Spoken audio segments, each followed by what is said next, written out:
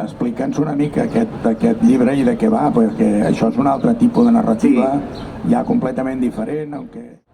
Com que al cap i a la fi el que parla aquest llibre és de com ens relacionem amb la gent que ja no hi és, se'm va acudir de començar a colorejar-ho també amb postals i cartes.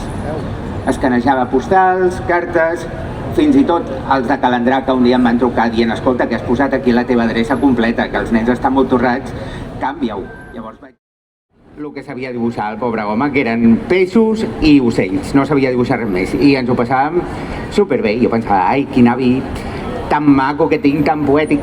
Després, amb el temps, em vaig anar adonant que el que volia ell és que traguéssim l'aigua de les pistes de fronton, que se li feia verdet.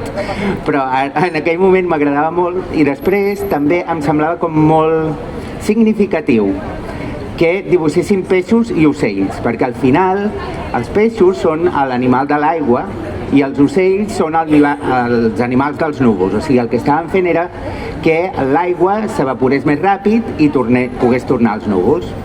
A partir d'aquesta anècdota el que faig és com una sanefa al voltant, com un marquet modernista o alguna cosa així. Però vaig dir, mira, si ho he estat ho he estat colorejant tot amb cartes, potser el més adient és agafar una carta amb aquest marc del correu postal i posar-ho aquí.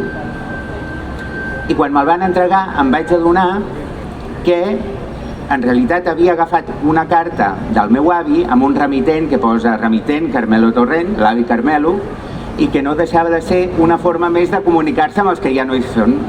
Venia a ser pràcticament una carta al meu avi, que és el que és aquest llibre.